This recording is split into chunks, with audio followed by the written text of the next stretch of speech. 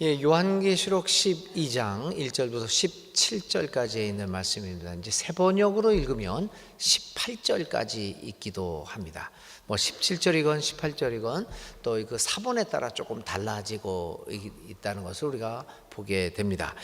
우리가 11장에서 일곱 번째 나팔이 불러지는 것을 우리가 보았죠. 일곱 개의 봉인의 책이 있었고, 이제 마지막 봉인이 열려졌는데 거기에는 나팔을 가진 일곱 천사가 나왔습니다. 첫째 나팔, 둘째 나팔, 그럴 때마다 여러 가지 화가 일어났죠. 안 좋은 일들이 일어났습니다. 이제 일곱째 나팔이 불려집니다. 일곱째 나팔은 굉장히 이제 많은 화가, 저주가 일어나게 되는데, 이 저주의 강도가 점점 세지면서 결국은 이 역사가 종말을 향하여 나아가게 됩니다. 자, 오늘 이제 일곱째 나팔 소리가 불려졌는데 11장에서는 번개와 음성들과 우레소리가 들리는 이러한 징조들을 보았습니다. 이런 징조들과 더불어 12장에서는 이 하늘과 땅에서 아주 묘한 일들이 발생하게 됩니다. 이 12장에도 여러 가지 복잡한 상징들이 나타납니다. 여러분들이 그 12장을 읽으면서 도대체 이게 뭔 말인지, 갑자기 용이 물을 토해냈는데, 그래서 여자를 삼키려 했는데 땅이 또 입을 벌려서 그 물을 받아 먹고, 그래서 그 땅이 오히려 여자를 도와서 여자를 살게 만들었다, 이런 이야기도 있고 굉장히 복잡합니다. 근데 그 당시 사람들은 이거를 읽으면서 고개를 끄덕였겠죠. 당연히요. 왜냐하면 자기들이 당하고 있는 일들을 이러한 여러 가지 상징들을 통하여 표현했기 때문에 당연히 알게, 이 당시의 독자들은 이게 무슨 일인가라고 하는 것을 알게 되겠죠. 근데 2000년이 흐른 우리들은 이것에 대해서 갑자기 땅이 입을 벌려 물을 받아 먹었다, 용이 물을 토해냈다, 이건 또 뭔 얘기인가 굉장히 어렵게 들리게 되죠. 그 이유는 그 당시의 상황들을 우리들이 이해하지 못하고 있기 때문입니다. 한번 이제 이 상황들을 이해해가면서 오늘의 이 요한계시록 12장에 있는 내용들이 무엇인가를 살펴보고, 그 내용들이 오늘의 시대를 살아가고 있는 우리들에게 어떤 의미를 가지고 있는가를 살펴봅니다. 먼저 여기는 세 가지 중요한 상징이 나타납니다. 첫째는 아기를 가진 임신한 한 여자, 이제 아기가 곧 태어나려고 하는 한 여자의 상이 나타나죠. 근데 그 여자가 어떤 모습으로 나타나죠? 여기 보니까 그 해를 옷 입은, 해를 옷 입었어요. 그리고 그 발 아래는 달이 있고 그 머리에는 12별의 관을 쓰고 있습니다. 그래서 가톨릭 교회에서는 이것을 마리아로 해석을 해서, 여러분들이 남미나 유럽에 가면 이 마리아의 상을 보면 달을 밟고 있고, 그리고 보시죠, 그 머리에는 이렇게 별들이 12개가 있는 것, 12지파를 상징하기도 한다고 합니다. 그래서 가톨릭 교회에서는 그것을, 이 여자를 마리아로 상징을 합니다. 또 이제 마리아가 아기를 가지고 예수를 잉태해서 예수를 낳았기 때문에 마리아로 해석을 해서 이제 마리아의 상을 만들 때 이렇게 만드는 것이죠. 그래서 그걸 모르는 사람들은 이거 봐라, 이교도의 상징인 달과 별과 해를 가지고 있으니까 이게 이단이다, 우상 종교다라고 얘기를 하는데, 사실은 이러한 상징의 의미들을 모르는 사람들이 그런 것이죠. 이 계시록에 나타나 있는 모습을 그대로 마리아에게 적용을 해서 이야기합니다. 그럼 개신교는 어떻게 해석을 할까? 이 여자를 교회로 해석을 합니다. 좀 이따가 좀 이야기를 해보도록 하겠습니다. 그래서 하여튼 이 여자가 나타났는데, 해를 옷 입고 달을 짓밟고 있고 별 12개를 머리에 이렇게 그려갖고 이렇게 쓰고 있는 사람으로서 이 여자가 굉장히 강력한 힘을 가진 여자로 나타나고 있습니다. 두 번째 나타나는 상징은 붉은 용입니다. 머리가 몇 개라고 그랬죠? 여기에서요? 머리가 7이고 뿔이 10이다. 이 오늘 요한계시록 12장에 나타나 있는 용은 여기만 나타나는 것이 아니라 요한계시록 13장에도 우리가 다음 달에 읽을 13장에서도 나타나죠. 그 짐승이 하나 바다에서 올라오게 되죠. 여기에는 지금 용이 한 마리, 머리가 10개요, 7개요, 뿔이 10개인 용이 한 마리 있는데 이것 가지고 모자라서 13장에서 보면 바다에서 한 짐승이 또 나옵니다. 마찬가지로 뿔이 10개고 이제 머리가 7개, 이런 짐승이 나타나게 되죠. 그리고 요한계시록 17장에도 똑같은 짐승이 나오게 됩니다. 이러한 용이라고 하는 짐승이 나타나는데 이 용은 굉장히 또 이 여자와 마찬가지로 굉장히 강력한 힘을 가지고 있어서 그 꼬리로서 이 별들을 3분의 1이나 여기 보니까 뭐라고 그랬냐면요, 용이 하늘의 별의 3분의 1을 끌어내릴 수 있는 아주 강력한 힘을 가진 용이 나타납니다.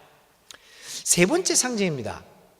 세 번째 상징은 이런 일이 있은 다음에 용이 하늘에 올라가서 하늘에서 싸움을 합니다. 미가엘이라는 천사장들과 이 천사들과 이 용과 용의 졸개들, 사탄이라고 하기도 하고 마귀라고 또 불리우는 이 용의 부하들과 함께 미카엘 천사장하고 이제 싸움이 벌어지게 되죠.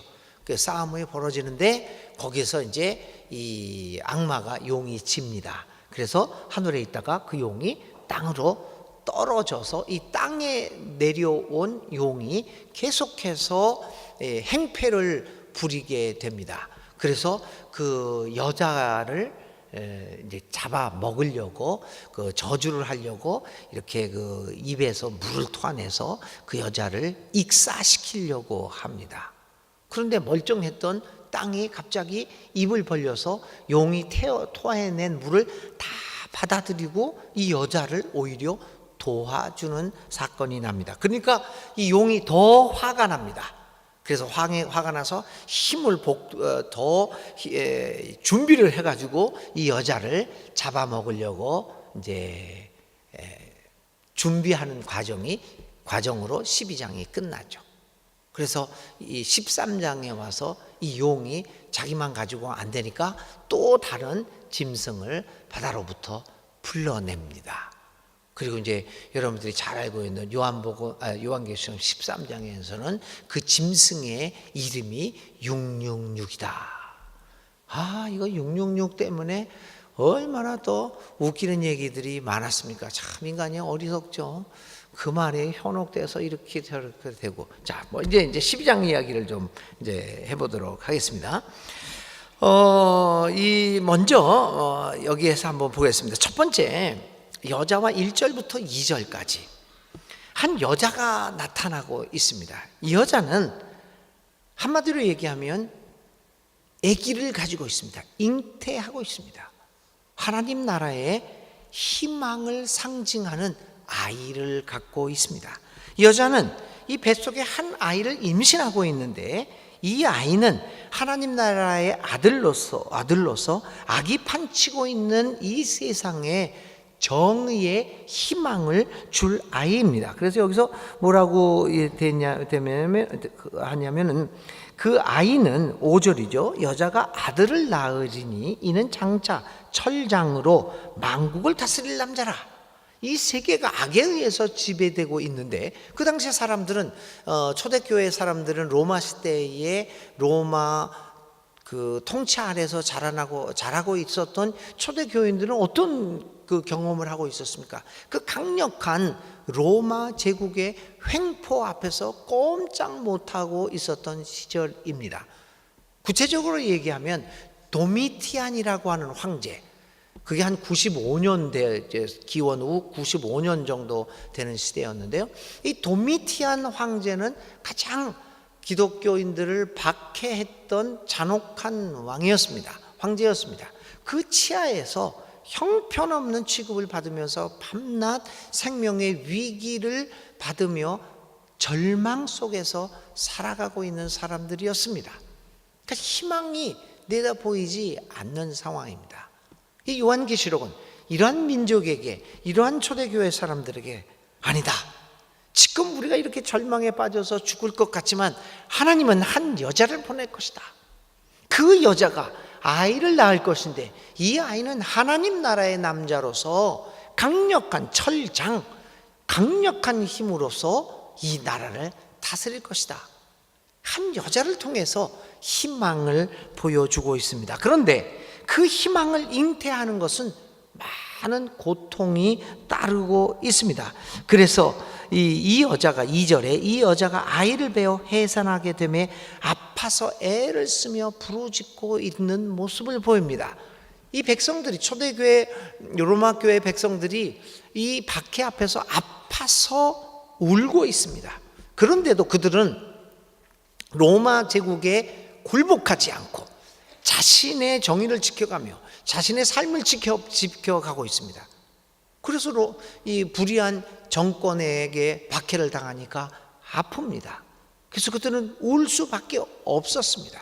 그런데 그 고통은 그냥 헛된 고통이 아니라 여자가 해산할 딸이 되어서 아파서 우는 희망이 태어나기 위한 전제 조건으로서, 전 단계로서의 울음이었습니다. 그냥 아무런 희망도 없이 절망 속에서 울어 제끼는 것이 아니라 아이를 낳기 위한, 해산하기 위한 고통이었음을 오늘 요한계시록은 당시의 백성들에게 이야기하고 있습니다. 그 울음은 결코 절망에 빠진 울음이 아닙니다. 그 울음은 희망을 위한 창조적인 울음이었습니다. 그래서 로마 시대에 있었던 이 초대 교인들은 이 상징을 보면서 다시 한번 희망을 보게 되는 거죠. 근데 그 희망을 여자에게서 보고 있죠. 누가 희망을 잉태하고 있습니까? 여자가 잉태하고 있습니다. 그 여자는 누구입니까? 박해 속에 있는 교회였습니다. 교회 안에서 그들은 이 사회에서 가진 천대를 받고 있지만 예수 그리스도를 따르는 제자들의 공동체인 교회 안에서 그들은 하나님의 정의가 이루어질 것이라고 하는 희망을 갖고 있는 것이죠. 그래서 그 고통 속에서도 여자가 아이를 잉태하고 있는 것을 보면서 그들은 희망을 가집니다. 그래서 이 구절은 이제 당시 사람들에게 이 구절을 읽으면서 로마 시대에 로마 통치에 있었던 초대교인들은 얼마나 희망을 가지고 있었겠습니까? 오늘도 우리도 마찬가지입니다. 우리는 해를 입고 해를 옷 입고 달을 발에 밟고 머리에는 12개의 별을 쓰고 있는 강력한 힘을 가진 교회입니다. 하나님이 선택한 교회고 하나님이 만들어주신 교회고 예수님이 세운 강력한 교회입니다. 이 교회의 임무는 무엇입니까? 이렇게 불의가 가득하고 수많은 고통이, 절망이 있는 이 세상을 향하여 이 안에 아기가 자라나고 있음을 보여주어야 합니다. 요한계시록에 나타났던 이 잉태한 여자는 오늘 21세기를 살아가는 오늘 우리들에게 어떤 의미를 줍니까? 바로 우리입니다. 교회입니다. 이 교회가 요한계시록에 기록되어 있는 잉태한 여자와 같은 역할을 해야 합니다. 이 속에서, 우리 안에서, 이 교회 안에서 희망이라고 하는 아이가 자라나고 있어야 합니다.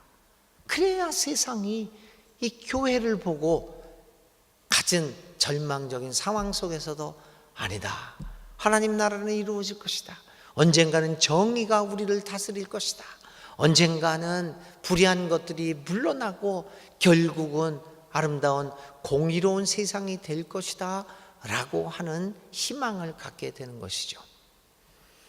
100여 년 전에 교회가 우리 조선반도, 한반도에 나타났을 때 일제의 침입과 동서 강대국의 그 강력한 힘들 앞에서 흔들리는 촛불과 같은, 꺼져가는 등불과 같은 운명에 처해 있던 우리 조선 민중들이 교회가 아이를 잉태하고 있는 것을 보았습니다. 그래서 몰려왔습니다. 이 교회가 아이를 가지고 있음을, 희망이라고 하는 아이를 가지고 있음을 보았기에 우리 한국 민족은 수천 년 동안 우리를 다스리고 있었던 여러 다른 종교를 제껴놓고 기꺼이 기독교를 택했던 것 아니겠습니까? 희망을 보았기에 우리 초대교인들은, 한국 초대교인들은 그들의 생명을, 오늘 여기에서도 나타났죠. 그 하늘에서의 승리가 순교자들의 피에 의해서 이루어졌다. 오늘 그 요한계시록에서 여러분들 읽어보셨죠. 그 희망을 보았기에 그들은 아낌없이 그들의 생명을 주었던 것입니다. 그 11절이죠. 그들은 죽기까지 자기들의 생명을 아끼지 아니하였도다. 그래서 하늘에서 마귀와의 그 용과의 싸움에서 승리를 하는 것입니다. 바로 그것은 이들이 생명을 아끼지 않고 줄 수 있었던 것은 교회가 아이를 잉태하고 있었기 때문입니다. 이 요한계시록 12장에 있는 여자는 오늘 우리 한국 교회들에게 커다란 경종을 울리고 있습니다. 잉태하지 못한 여인과 같은, 오늘 희망을 품지 못하고 있는, 잉태하지 못한 여인과 같은 모습을 하고 있는 우리 한국 교회를 향하여 경종을 울리고 있다고 하는 사실입니다. 오늘 우리 교회는 진정 희망을 잉태하고 있는가? 라고 하는 질문을 우리는 하지 않을 수 없습니다.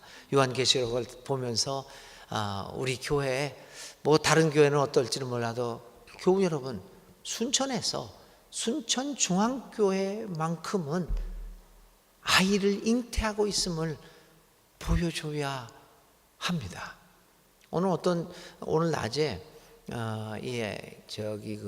한 시민단체 대표가 하나 저를 찾아왔습니다. 이제 남북 교류를 제가 이제 당회원들하고도 이야기를 나눌 텐데요.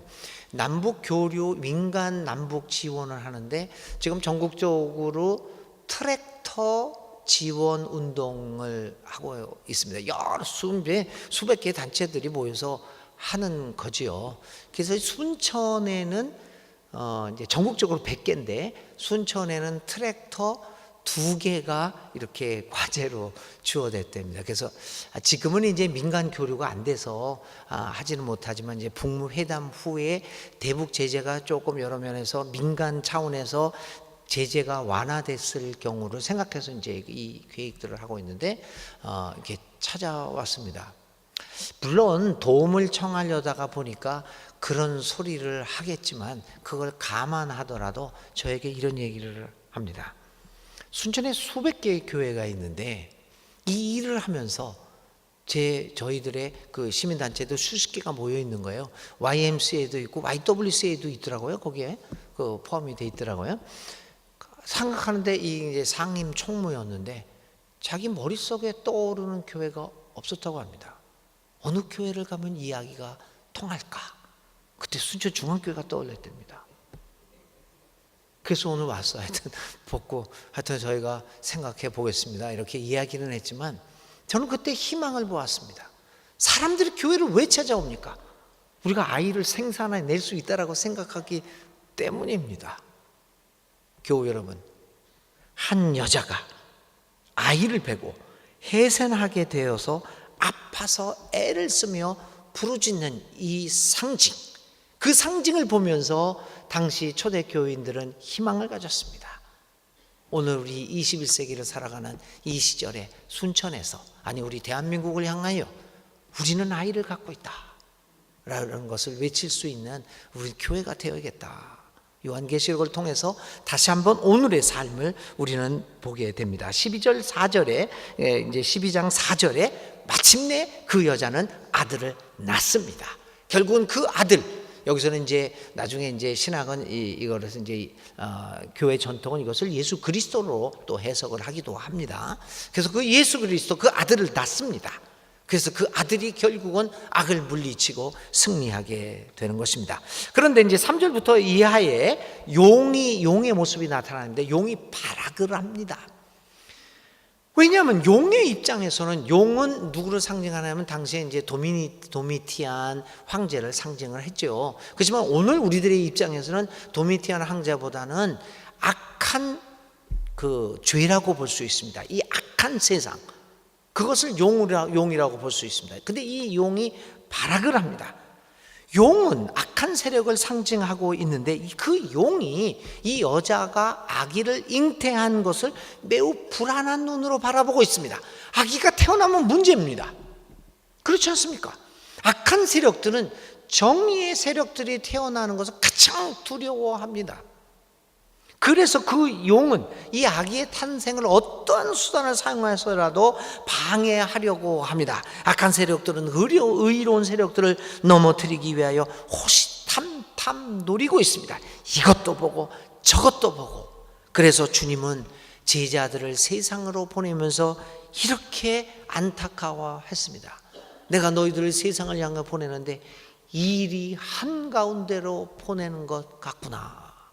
이 안타까운 심정을 주님께서는 말씀하셨어요. 그래서 주님은 비둘기처럼 순진해라. 그 마음을 정의롭게 가져라. 투명하게 가져라. 공의롭게 가져라. 그러나 뱀처럼 지혜롭게 해야 한다. 이렇게 가르쳤던 것이죠. 왜냐하면 이리들이 득슬거리고 이 제자들을 잡아먹으려고 하기 때문입니다. 그래서 이제 이 용이 이렇게 이 여자가 낳는 아이를 낳는 걸 기다립니다. 낳자마자 잡아먹으려고 하게 이렇게 용들이 발악을 하고 있습니다. 오늘 우리들도 마찬가지죠. 사실 우리들이 생각하면 올바른 일을 한다고 하면 거기에서 칭찬이 따르고 좀 더 격려가 있어야 되는데 그렇지 않습니다. 오히려 악한 세력들은 올바른 일을 하려고 하는 사람들은 뭐 네 잘났냐, 너 혼자만 해라, 뭐 너만 깨끗해라, 너만 깨끗하냐, 별별 소리를 해가면서 잡아먹으려고 합니다. 이 악한 용이 바로 이 아기가 태어나면 잡아먹으려고 하는데 이 용의 세력이, 용의 힘이 여자의 힘보다 강했습니다. 그러니까 아기가 태어나면 당연하게 잡혀먹힐 것은 자명한 사실이었습니다. 아기가 태어납니다. 근데 12장 4절 하반부에 아기가 드디어 태어납니다. 큰일입니다. 용이 잡아먹습니다. 그런데 어떤 일이 일어납니까? 갑자기 태어난 아이가 하늘로 들려 올라져 갑니다. 이건 이제 예수님의 그 죽음과 승천 그리고 이제 부활을 상징하기도 합니다. 그러니까 초대교인들은 그걸 알고 있었죠. 아들이 태어났는데 태어나자마자 하늘로 갑니다. 그러니까 악의 세력이 건드리지 못하도록 하나님의 그 개입이 아주 신속하게 이루어지는 것을 그들은 이제 깨닫게 되는 것이죠. 그리고 이 여자는 어떡합니까? 광야로 피신을 하는데 3년 반 동안 광야로 피신을 하게 됩니다. 악이 아무리 발악을 한다고 하더라도 하나님께서는 이렇게 그들을 보호해 주는 것을 이 초대교인들은 바라볼 수 있었던 것입니다. 그래, 우리가 희망을 잉태하고 희망을 태어나게 하지만 용이 아무리 발악을 하더라도 우리가 잠시 피해 있는 한이 있더라고 하더라도 우리는 용에게 잡혀 먹히지 않는다라고 하는 것을 초대교인들은 깨닫게 되는 것입니다. 이 사건은 마치 아기 예수가 부모님들과 함께 헤롯의 악한 손길을 피하여 이집트로 피신하였던 사건을 연상하기도 합니다. 하나님은 결코 선한 사람들이 악한 사람들에게 맥없이 당하도록 내버려 두지 않으실 것입니다. 하나님은 늘 선한 이들에게 피할 길을 주시고 그들에게 회복할 수 있는 기회를 허용해 주십니다. 어떤 때는 우리는 용이 삼키려고 하는 것을 피해서 잠시 위축되기도 합니다. 피하기도 합니다. 일을 그만두기도 할 수도 있습니다. 그러나 결국 하나님은 우리에게 회복할 수 있는 3년 반의 기회를 주십니다. 이 여자에게 3년 반의 기회를 주어서 광야로 피신해서 아무도 건들지 못하고 그곳에서 아이를 키우면서 힘을 기르게 만들어 주었던 것입니다. 그래서 용이 이제 결국은 발악을 하다가 이 여자를 아이를 삼켜 먹으려고 하는 것 실패를 합니다. 그리고 그 용은 하늘로 올라가서 직접 하나님과 싸움판을 벌이게 되죠. 그게 이제 여기서 쭉 여기에서 이제 7절부터 있게 되는 거죠. 하늘에 전쟁이 있으니 미가엘과 그의 사자들이 용과 더불어 싸울세. 용과 그의 사자들도 싸우나 이기지 못하여 다시 하늘에서 그들이 떨어지게 됩니다. 그러니까 하늘을 차지하려고 또 용이 싸우지만 결국은 이 싸움의 승패는 뻔한 것입니다. 하늘에서 질 수밖에 없었죠. 하늘에서 패해서 이 용들이 다시 땅으로 내려오게 됩니다. 그런데 어떤 결과가 나왔냐? 하늘에서는 이제 하늘이 승리한 것을 찬양하는 찬송 소리가 나옵니다. 그러나 그 찬송 소리가 끝나고 그 다음에 안타까운 소리가 납니다. 어떤 소리가 나냐면은 하늘에서는 승리했는데 이제 이 용들이 땅으로 내려가서 너희들이 참 괴롭게 됐구나. 너희들을 괴롭힐 것이구나. 이렇게 하며 안타까운 찬송을 여기에서 이렇게 얘기합니다. 그러나 땅과 바다는 12절이죠. 그러나 땅과 바다는 화 있을진저 이는 마귀가 자기의 때가 얼마 남지 않은 줄을 알므로 크게 분내어 너희에게 내려갔습니다. 그래서 땅에 내려와서 다시 이 왕의 용이 발악을 하면서 사람들을 괴롭힙니다. 그런데 여러분, 하늘에서 패합니다. 그리고 땅으로 내려옵니다. 그런데 땅에서 사람들을 괴롭힙니다. 그런데 초대교인들은 이 글을 읽으면서 자기가 괴로움을 당하는 것을 알고 있습니다. 그러나 절망하지 않습니다.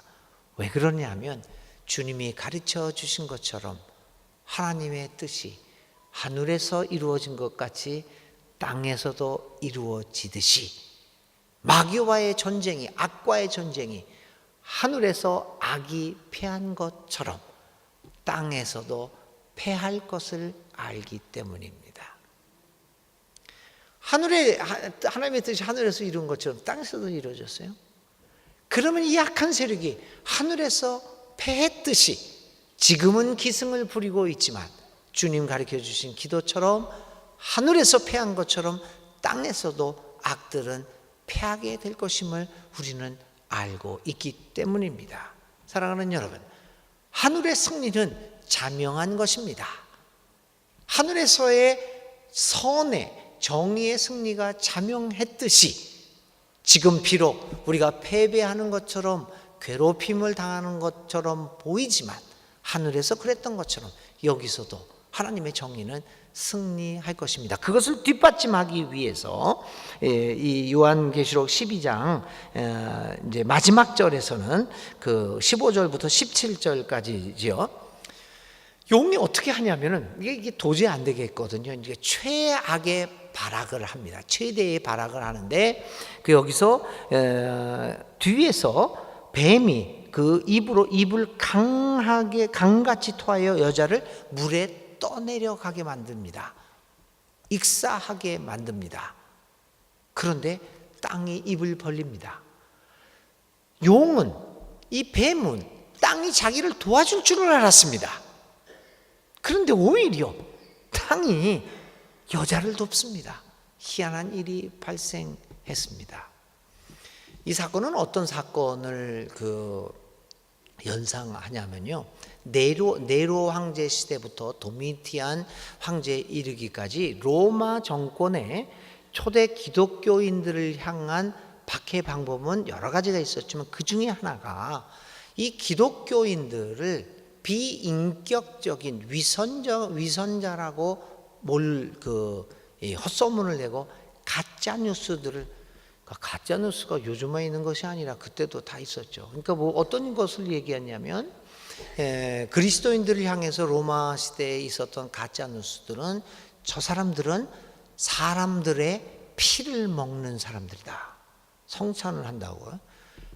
동굴에서 아이들을 잡아먹는 사람들이다. 이런 가짜 뉴스들이 많았던 거죠. 그래서 아주 비인격적인, 비인간으로 몰아갔습니다. 마치 용이, 이 뱀이 입에서 물을 강처럼 쏟아내서 이거 잡아 가두려는 것처럼 이 가짜 뉴스는 이런 홍수 같습니다. 걷잡을 수 없이 이렇게 몰아붙이는 게 이 가짜 뉴스들입니다. 이게 용이 그렇게 물을 토했죠. 그런데 그 당시 어떤 일이 발생했냐면요, 로마 백성들이 그 가짜 뉴스가 범람했는데 기독교인들을 보니까 그렇지 않은 겁니다. 그래서 기독교인들은 오히려 뭐 배척하거나, 예를 들면 뭐 이거 사람들을 잡아먹는 뭐 무서운 사람들이라 이렇게 생각하지 않고 오히려 그리스도인들에게 감화되기 시작했습니다. 여러분, 땅이, 로마 황제가 자기 백성들이 자기를 다 도와서 그리스도인들을 그 왕따시킬 줄을 알았는데 왕따시키지 않고 오히려 기독교인에게 점점점 다가가는 일들이 발생했습니다. 당시에 이제 340년 이때에 그 313년이죠. 그러니까 4세기 초에 콘스탄틴 황제가 기독교를 공인하게 되었을 때 로마 제국, 로마만 아니라 로마 그 식민지까지 다 포함해서요, 로마 제국의 기독교인이 5천만 명이 이르렀다고 합니다. 그 박해 속에서 그 말은 뭐냐면 사람들은 기독교인들을 존중했다는 것이죠. 땅이 그들을 도와주었습니다. 그래서 그 여자를 살리게 만들었던 것이죠. 교회 여러분, 이건 무엇을 우리에게 의미합니까? 당시의 사람들은 땅이 이 여자를 도왔습니다. 악한 용이 여자를 익사시키려고 그렇게 물을 쏟아냈지만 땅이 도와서 이 여자를 살려냅니다. 오늘은 우리는 어떡합니까? 요즘과 같은 경우에서는 여기에 나오는 뱀이나 용이 입으로 물을 토해낼 필요가 없습니다. 토해내지 않더라도 우리는 죽고 말 것입니다. 왜냐하면 땅이 우리를 도와주지 않고 있기 때문이죠. 오늘 이 사회에서 우리를 돕지 않습니다. 우리를 외면합니다. 그래서 요한계시록 12장은 우리에게 큰 의미와 경종을 울립니다. 땅이 우리를 돕게 만들어야 합니다. 세상 사람들이 교회를 다니건 안 다니건, 예수를 인정하건 인정하지 않건, 하나님이 계시다고 믿지 않건 믿건 간에 상관없이 이 사회가 우리를 도와줘야 됩니다. 우리 사회가 우리 교회를 인정해야 되지 않겠습니까? 여기 계시록에서 땅이 여자를 도와서 여자를 구해낸 것처럼 이 사회가 우리를 도와줘야 합니다. 우리를 인정해 주어야 하는 것이죠. 특별히 요한계시록 12장은 이런 면에서 우리 교회에게 큰 경종을 울려주는 계시록이 말씀이 아닐 수 없습니다. 오늘 우리 요한계시록 12장의 말씀을 통해서 다시 한번 오늘의 우리의 교회 상황을 보면서 종말을 향하여 달려나가고 있는 이 사회에서 우리 교회가 해야 할 일들이 무엇인가를 다시 한번 요한계시록을 통해서 살펴보시기에 깨달을 수 있기를 바랍니다. 그래서 이 같은 여자는 이제 구원을 받습니다만은 13장부터 계속해서 이 용들은 더 발악을 하게 되고 이제 점점 더 문제는 심각하게 이 사회에 변하게 됨으로써 점차 새하늘 새 땅을 향하는 그 종말의 시기를 앞당기게 될 것입니다. 13장부터 계속해서 이제 재난이 계속되어지는 모습을 여러분들을 볼 수 있게 될 것입니다. 이렇게 요한계시록을 통해서 다시 한번 오늘의 우리의 현실을 되돌아볼 수 있는 여러분들 될 수 있기를, 우리 교회가 될 수 있기를 간절히 기도드립니다. 그래서 우리 교회는 희망을 잉태하는 교회로 살아가야 되겠다라고 하는 결단을 하는 우리들이 모두가 될 수 있기를 바랍니다.